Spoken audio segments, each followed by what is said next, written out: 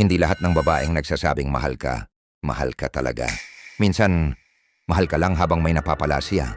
At ang pinakamapait, habang ibinibigay mo ang oras mo, effort mo, loyalty mo, unti-unti ka na pala niyang ginagamit. Sabi nga ni Niccolò Machiavelli sa kanyang aklat na The Prince, people are quick to forget the death of a father than the loss of inheritance. Ibig sabihin, kapag may pakinabang, kayang baguhin ng tao ang kahit anong emosyon. At sa video na ito, pag-uusapan natin ang 7 senyales na ginagamit ka lang ng isang babae gamit ang prinsipyo ng dark psychology, human behavior, at brutal na katotohanan ng buhay. At kung lalaki kang may pangarap, kailangan mong tapusin ang video na ito dahil maaring ikaw na ang susunod. Bago tayo magsimula, kung hindi ka nakasubscribe sa channel na ito, malamang hindi na tayo muling magkikita. Pero kung subscriber na kita, congratulations. Araw-araw kang natututo ng tunay na psychology.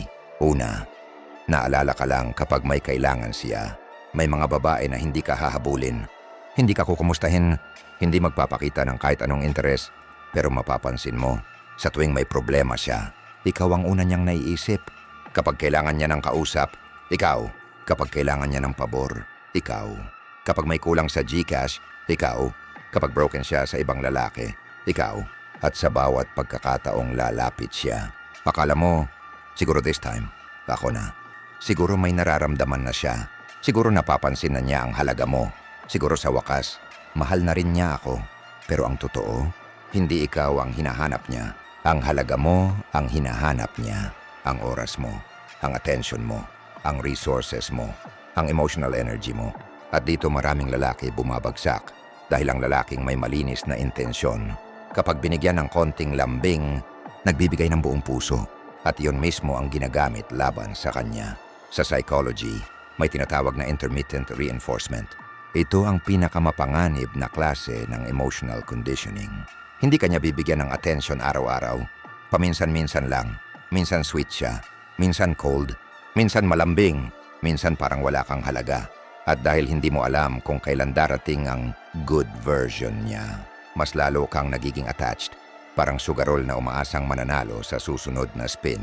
At habang mas matagal kang naghihintay, mas lumalalim mo ang investment mo. Hanggang dumating sa puntong, kahit alam mong ginagamit ka, hindi ka na makaalis. Sabi ni Niccolò Machiavelli, men are driven by 2 principal impulses, either by love or by fear. At kapag natutunan ng isang tao kung paano kontrolin ang emosyon mo, madali kanyang mapapasunod. Kaya tanungin mo ang sarili mo, kapag wala siyang problema, kapag wala siyang kailangan, kapag okay ang buhay niya, naalala ka pa rin ba niya o nagiging invisible ka?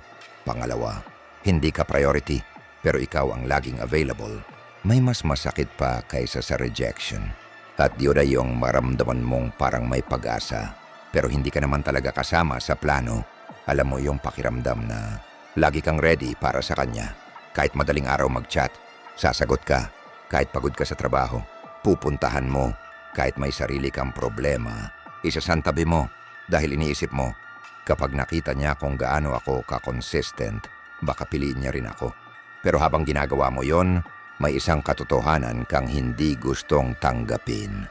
Ikaw ang laging available dahil hindi kanya kailangang paghirapan. At sa mundo ng human behavior, ang bagay na laging available, madalas hindi pinapahalagahan. Mapapansin mo kapag ikaw ang nag-message, busy ako, mamaya na, pagod lang ako, sorry, nakatulog. Minsan seen, minsan delivered, minsan walang reply. Pero kapag siya ang may kailangan, biglang gising ka. Pwede bang may sabihin? Miss Kita. At sa isang simpleng mensahe, nawawala lahat ng standards mo. Ito ang tinatawag na emotional accessibility exploitation. Kapag alam ng isang tao na kahit anong gawin niya, hindi ka alis, unti-unti kang ititigil niyang pahalagahan. Dahil bakit kanya pipiliin? Kung alam niyang nandyan ka naman kahit hindi ka piliin. Sabi ni Friedrich Nietzsche, what is done out of love always takes place beyond good and evil. At maraming lalaki, sa ngalan ng pagmamahal, unti-unting sinasakripisyo ang respeto sa sarili. Pinapalitan ng standards, ng excuses. Pinapalitan ng dignity, ng paghihintay. Pinapalitan ng self-worth, ng baka balang araw, Pero tandaan mo ito, kapag gusto ka ng isang tao, hindi mo kailangang magmakaawa para sa atensyon. Hindi mo kailangang hulaan ang halaga mo. Hindi mo kailangang maghintay sa crumbs. Kung deserving ka sa buong mesa. Kaya ang tanong, available ka ba dahil mahal mo siya? O available ka dahil takot kang mawala ang taong hindi ka naman talaga pinili? Pangatlo, pinaparamdam niyang kulang ka. May mga tao na hindi ka sisirain gamit ang galit. Sisiraan kanila gamit ang mga salitang parang concern. Hindi siya sisigaw. Hindi siya makikipag-away. Hindi siya direktang mang-iinsulto.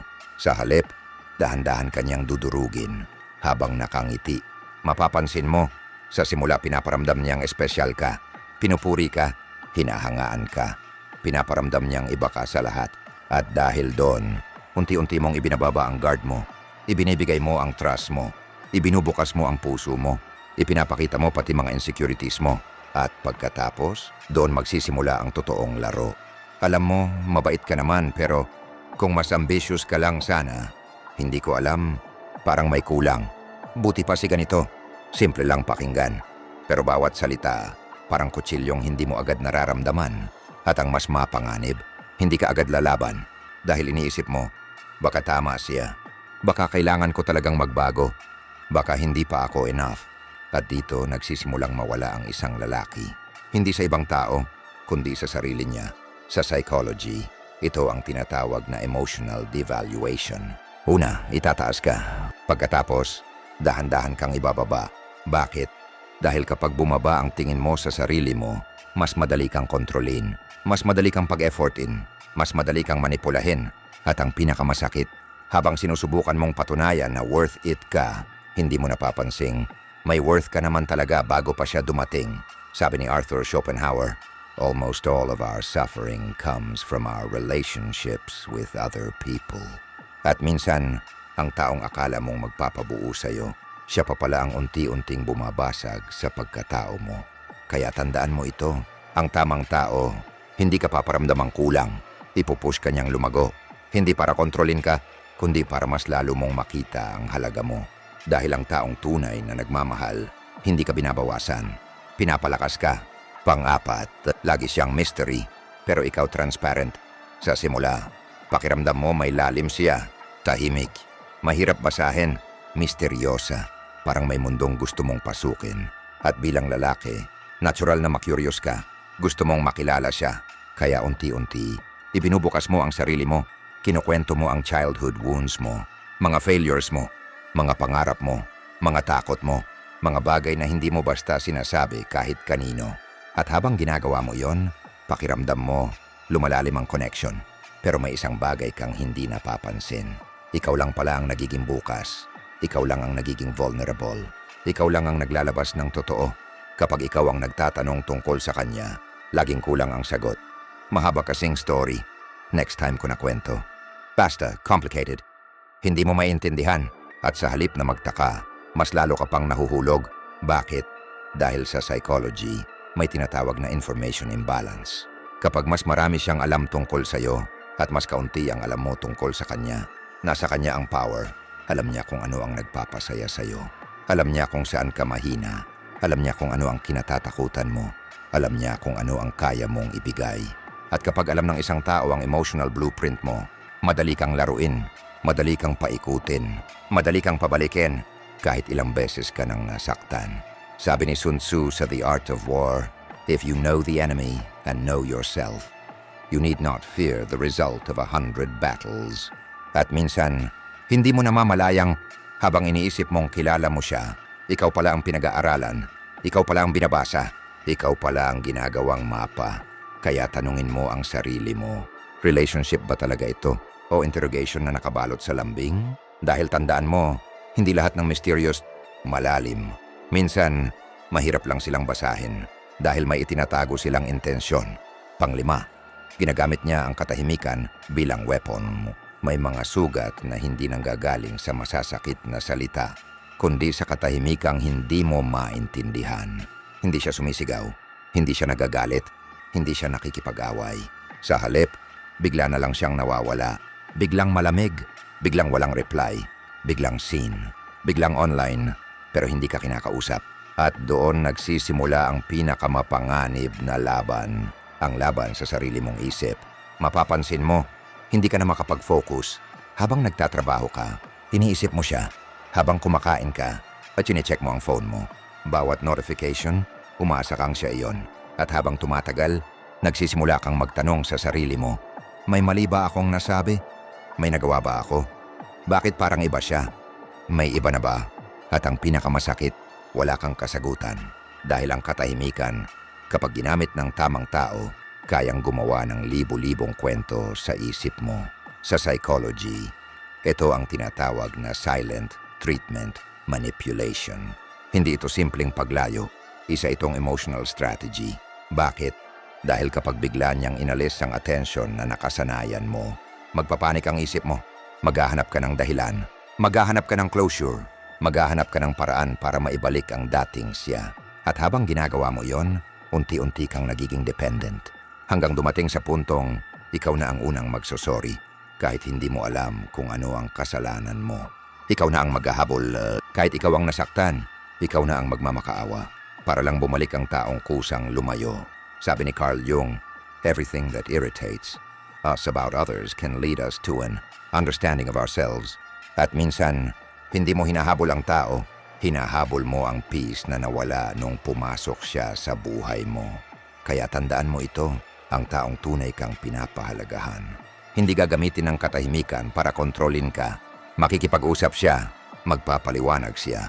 Dahil ang pagmamahal, hindi ka pinapa-overthink, hindi ka pinaparusahan gamit ang pagkawala, at lalong hindi ka pinaparamdam na kailangan mong magmakaawa para lang mapansin.